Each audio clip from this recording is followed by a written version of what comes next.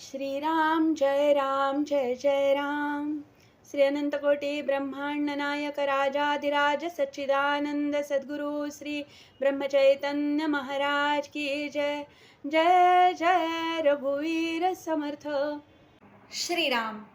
श्री ब्रह्मचैतन्य गोंदवलेकर महाराज प्रवचन 6 जुलै।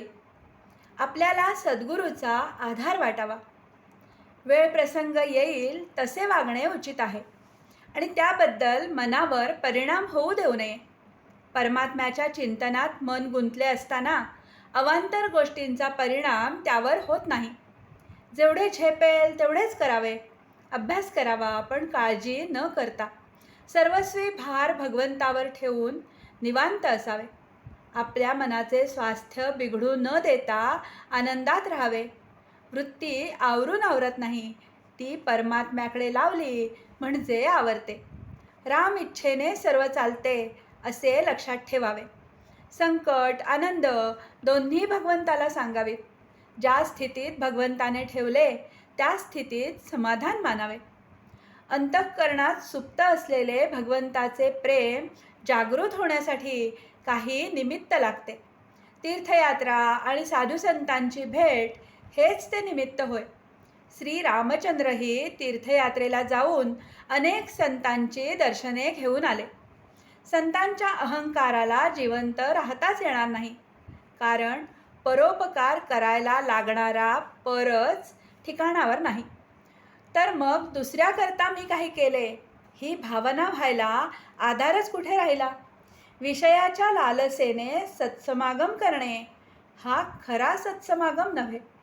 संत कधीकधी आपल्याला विषय देतात हे खरे, पण एकंदरीत आपल्याला विषयाचा वीट आणण्याचाच त्यांचा प्रयत्न असतो। संताच्या घरी नुसते पडून राहिल्यानेही शुद्ध भाव येईल।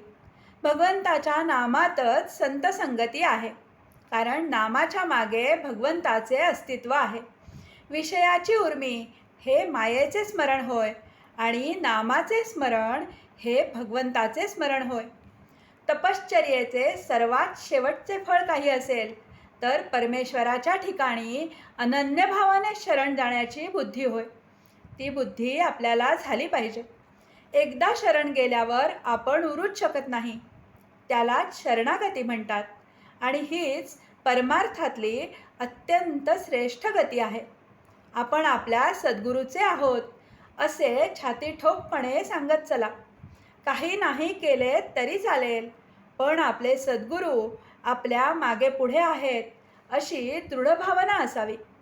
मला सुख दुःख दोन्ही नाहीत, पण तुम्ही दुःखी झालात तर मला दुःख होते, तेव्हा तुम्ही मनाला दुःखच होऊ नये असे वागा। प्रपंची माणसाच्या दुःखाची मला पूर्ण जाणीव आहे। ती जाणीव ठेवूनच भगवंताचे नाम घ्या असे मी सांगतो। जे मी सुरुवातीला सांगितले तेच शेवटी सांगतो।